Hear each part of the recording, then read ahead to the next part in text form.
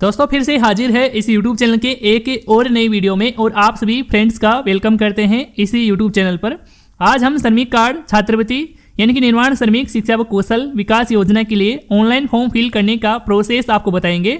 और इस चैनल पर इस योजना के लिए फॉर्म फिल करने के रिगार्डिंग पहले से भी काफ़ी सारे वीडियोज है अपलोडेड है। यदि आपने उन सभी वीडियो को नहीं देखा है तो उन सभी वीडियो का भी लिंक इस वीडियो के नीचे डिस्क्रिप्शन पार्ट में आपको देखने को मिल जाएगा, आप उन वीडियो को भी देख सकते हैं।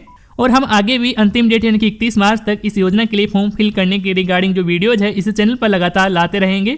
इस चैनल पर आपको वीडियोज आपको देखने को मिलती रहेगी। और हम जितने भी श्रमिक कार्ड छात्रवृत्ति योजना के लिए फॉर्म भरेंगे वे सभी एक ही SSO ID से भरेंगे ताकि भरे गए फॉर्म की डिटेल्स है हमें यहाँ पर डैशबोर्ड पर देखने को मिलती रहे। और जैसे जैसे भरे गए फॉर्म एक्सेप्टेड होते हैं या फिर क्लियरिफिकेशन के लिए आते हैं तो इन सभी की भी जानकारी है आगे आने वाले वीडियोज में आपको देखने को मिलती रहेगी।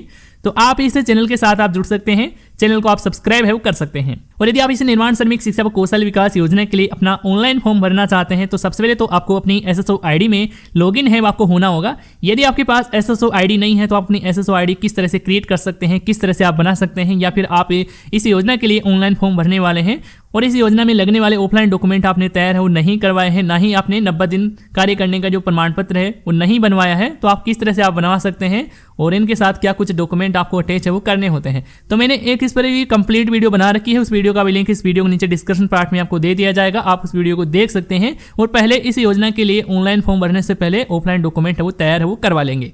तो मैंने यहाँ पर सभी कुछ डॉक्यूमेंट है ऑफलाइन डॉक्यूमेंट है वो तैयार है वो कर रखे हैं।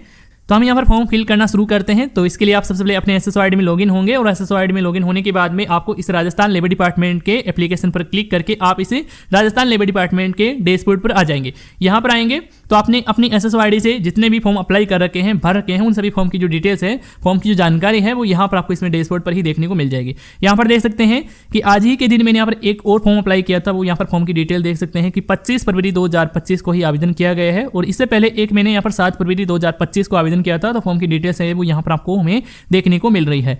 अभी यहाँ पर देख सकते हैं इन फॉर्म का जो स्टेटस है पेंडिंग एट ऑफिसर यानी कि पेंडिंग डिपार्टमेंट के पास ही है। और जैसे ही यहाँ पर फॉर्म एक्सेप्टेड होता है या फिर क्लियरिफिकेशन के लिए आता है तो इसकी जानकारी आगे आने वाले वीडियोज में आपको देखने को मिल जाएगी। तो हम यहाँ पर एक नया और फॉर्म फिल करेंगे किसी अदर कैंडिडेट का। तो फॉर्म फिल करने के लिए यहाँ पर देख सकते हैं कि BOCW वेलफेयर बोर्ड करके देखने को मिल रहा है, आप इस पर क्लिक करेंगे और यहाँ पर आपको अप्लाई फॉर स्कीम, यहाँ पर आप इसे ऑप्शन पर क्लिक है वो कर देना है। जैसे ही आप क्लिक करेंगे तो श्रमिक कार्ड की जितनी भी यहाँ पर योजनाएं हैं, जितनी भी यहाँ पर स्कीम है, इन सभी के जो नाम है वो यहाँ पर आपको देखने को मिलेंगे। तो इनमें से आपको निर्माण श्रमिक शिक्षा व कौशल विकास योजना है वो आपको फाइंड आउट आपको करना है। तो इसमें से ये वाली योजना है, यहाँ पर देख सकते हैं निर्माण श्रमिक शिक्षा व कौशल विकास योजना, आप इस पर क्लिक करेंगे। जैसे ही आप क्लिक करेंगे आपके सामने इस योजना का एप्लीकेशन फॉर्म है ओपन हो जाएगा। कुछ इस तरह से एप्लीकेशन फॉर्म देखने को मिलेगा। इस एप्लीकेशन फॉर्म में जो भी आपसे डिटेल्स मांगी जाती है आपको अच्छे से ध्यान से आपको फिल आपको करना है। यदि आप गलत जानकारी फिल करेंगे तो आपका फॉर्म रिजेक्ट भी किया जा सकता है, तो आपको ध्यानपूर्वक अच्छे से जानकारी आपको फिल करना है। तो सबसे पहले तो आपसे इसमें एप्लीकेशन नंबर मांगा जा रहा है, रजिस्ट्रेशन नंबर मांगा जा रहा है अपने श्रमिक कार्ड के, जो कि 20 से स्टार्ट होते हैं, वही सेम नंबर है वो यहाँ पर आपको इसमें फिल आपको कर देना है।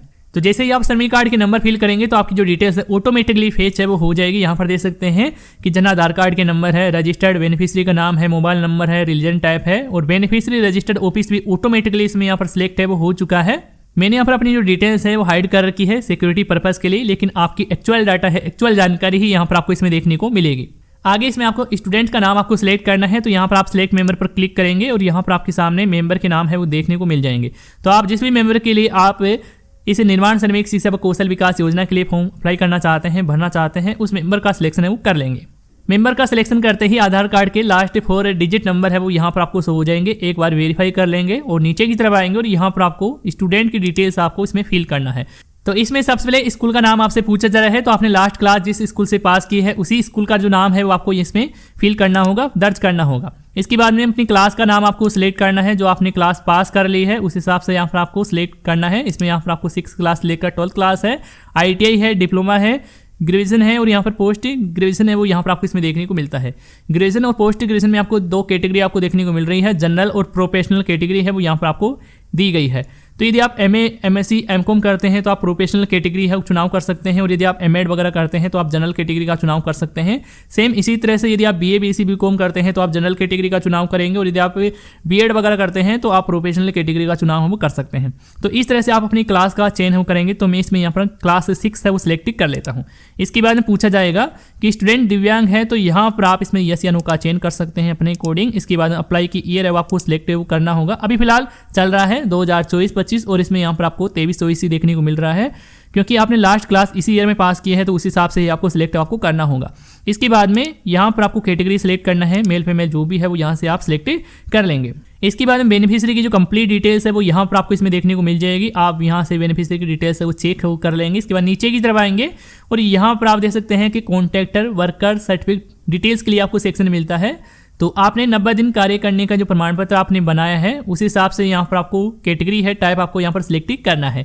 यहाँ पर आप सिलेक्ट करेंगे तो इसमें आप पहले कैटेगरी देख सकते हैं कि registered contractor worker trade union के थ्रू आपने काम किया है, तो ये वाला ऑप्शन आप सिलेक्ट करेंगे। तो इसमें यहाँ पर देख सकते हैं कि सेक्रेटरी का नाम है, ट्रेड यूनियन का नाम है, सेक्रेटरी का जेंडर है, और यहाँ पर आधार कार्ड नंबर आपको फिल है वो करने होते हैं। इसके अलावा यहाँ पर देख सकते हैं कि लेबर इंस्पेक्टर के लिए है, लेबर इंस्पेक्टर में आपको लेबर इंस्पेक्टर का नाम है और कैटेगरी आपको सिलेक्ट है वो करनी होती है। इसके अलावा यहाँ पर ग्राम सेवक के लिए देखने को मिलता है। तो ग्राम सेवक यानी कि आप नरेगा के थ्रू आपने काम किया है, 1 साल के अंदर 90 हाजिरी वो कंप्लीट कर ली है, तो आप ग्राम सेवक वाला ऑप्शन सिलेक्ट करके भी आप होम अप्लाई हो कर सकते हैं, आपकी जो छात्रवृत्ति है वो आ जाती है। तो यहाँ पर आप ग्राम सेवक में ग्राम सेवक का नाम यहाँ पर आपको फिल करना होगा। ग्राम सेवक की एम्प्लॉयर ID है, जॉब कार्ड नंबर है आपको अपने ही डालना है, जॉब कार्ड नंबर। तो इसके बाद में ग्राम सेवक का जो मोबाइल नंबर है वो यहाँ पर आपको इसमें डालना है। इसके बाद में आधार कार्ड नंबर है ग्राम सेवक के, वो यहाँ पर आपको डालना हो, जेंडर यहाँ पर आप सिलेक्ट कर लेंगे। यदि ग्राम सेवक के द्वारा एम्प्लॉयर ID या फिर आधार नंबर प्रोवाइड है वो नहीं करवाए जाते हैं तो आप इसे खाली भी रख सकते हैं, ऐसा नहीं है कि ये कंपलसरी है। तो आप समझ गए होंगे। इसके अलावा यदि आप किसी मकान मालिक के पास 1 साल के अंदर 90 दिन से ऊपर काम किए हैं तो आप एम्प्लॉयर वाला ऑप्शन सेलेक्ट कर सकते हैं। एम्प्लॉयर में यहाँ पर आपको एम्प्लॉयर का नाम है यानी कि मकान मालिक का नाम है, सेम इसी तरह से एम्प्लॉयर का एड्रेस है, एम्प्लॉयर का मोबाइल नंबर है, एम्प्लॉयर का जेंडर है और आधार नंबर है। ये सब कुछ डिटेल्स आपको फिल करना है, कंपलसरी है। यदि आप ये कोई भी डिटेल्स आप फिल नहीं करेंगे तो आपका फॉर्म रिजेक्ट है वो किया जा सकता है या फिर ऑब्जेक्शन यानी कि क्लेरिफिकेशन के लिए आ सकता है। तो इस तरह की आपको गलती आपको नहीं करना है। इसके अलावा यहाँ पर देख सकते हैं यदि आप कॉन्ट्रैक्टर के थ्रू आप काम किए हैं यानी कि आप किसी ठेकेदार के थ्रू काम किए हैं तो ठेकेदार का नाम है, ठेकेदार का एड्रेस है और यहाँ पर आपको पैन कार्ड नंबर है, मोबाइल नंबर है और यहाँ पर जेंडर है, आधार कार्ड नंबर है, GST नंबर है। ये सभी कुछ ठेकेदार की डिटेल्स आपको डालना है। इसमें ऐसा नहीं है कि आप अपनी डिटेल्स वो फिल कर देंगे तो ये फॉर्म गलत हो जाएगा। तो आप यहाँ पर ठेकेदार की डिटेल डालेंगे। इसके बाद में यहाँ से फर्म के लिए पूछा जा रहा है यानी कि आप फर्म के थ्रू काम किए हैं तो फर्म वाला ऑप्शन सिलेक्ट कर सकते हैं। फर्म में भी ये सब कुछ डिटेल्स आपसे मांगी जाएगी, आप यहाँ पर आप देख सकते हैं। तो मैं इसमें यहाँ पर ग्राम सेवक वाला ऑप्शन ही सिलेक्ट है वो कर लेता हूँ। इसके बाद नीचे की तरफ आएंगे और यहाँ पर आपको बैंक डिटेल्स के लिए देखने को मिलता है। तो बैंक डिटेल्स में यहाँ पर जो डिटेल देखने को मिल रही है ये श्रमिक हिताधिकारी की ही देखने को मिल रही है। और यदि यहाँ पर दिखाई गई बैंक डिटेल्स में किसी प्रकार की त्रुटि है वो आपको देखने को मिलती है तो आप अपनी जो डिटेल्स को जन आधार कार्ड में अपडेट है वो आपको करवा लेना है। अपनी बैंक डिटेल्स को अपडेट करवाएंगे तो वहाँ पर अपडेट करवाने के बाद में ही यहाँ पर डिटेल्स अपडेट हो पाएगी। ऐसा नहीं है कि यहाँ से आप अपडेट वो कर सकते हैं। और यहाँ पर चेक भी कर लेना है कि अकाउंट होल्डर का नाम है, बैंक अकाउंट नंबर है, बैंक के IFSC कोड है, बैंक का नाम है, IMICR कोड है और यहाँ पर बैंक का एड्रेस है। तो सभी कुछ डिटेल्स आप एक बार वेरीफाई करने के बाद में ही आपको आगे बढ़ना है क्योंकि इसी अकाउंट में, इसी बैंक अकाउंट में आपको छात्रवृत्ति है वो ट्रांसफर है वो की जाती है।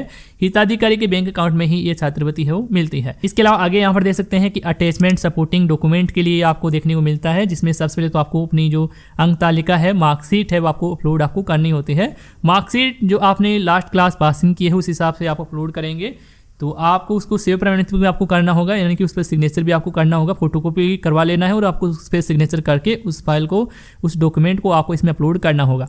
इसके बाद में अगला जो डॉक्यूमेंट है शिक्षण प्रशिक्षण संस्थान के प्रधान द्वारा प्रपत्र के निर्धारित कॉलम में हस्ताक्षर एवं मोहर की जो प्रति है वो आपको अपलोड करना होगा। यानी कि स्टूडेंट्स जिस इंस्टीट्यूट में वर्तमान में पढ़ रहा है तो उस इंस्टीट्यूट के प्रिंसिपल के सिग्नेचर वगैरह है आपने योजना फॉर्म में लगाए होंगे, करवाए होंगे, तो उसी फॉर्म को यहाँ पर इसमें अपलोड करना होगा। आगे यहाँ पर जो अगला डॉक्यूमेंट है कि पिछले 12 माह का हिताधिकारी के निर्माण श्रमिक के रूप में 90 दिन कार्य करने का जो प्रमाण पत्र है वो यहाँ पर आपको इसमें अपलोड करना होगा। यदि आपने ये सभी कुछ डॉक्यूमेंट आपने तैयार है वो नहीं कर रखे हैं और आप जानना चाहते हैं कि योजना फॉर्म को किस तरह से भरा जाता है, हिताधिकारी के फॉर्म को किस तरह से भरा जाता है, या फिर आप इसे 90 दिन कार्य करने के फॉर्म को भरना चाहते हैं, तैयार है वो करना चाहते हैं और इनके साथ क्या कुछ डॉक्यूमेंट है वो लगाने होते हैं, तो मैंने एक इस पर प्रॉपर वीडियो बना रखी है। उस वीडियो का लिंक इस वीडियो के नीचे डिस्क्रिप्शन पार्ट में आपको मिल जाएगा, तो आप उस वीडियो को देख सकते हैं। तो मैंने यहाँ पर सभी कुछ डॉक्यूमेंट तैयार कर रखे हैं, तो मैं यहाँ पर सभी कुछ डॉक्यूमेंट अपलोड कर देता हूँ। इसके बाद में यहाँ पर जो कैप्चा नजर आता है, यहाँ पर आपको इंटर कैप्चे की सेक्शन में आपको फिल करना है, तो मैं यहाँ पर कैप्चा भी फिल है वो कर देता हूँ।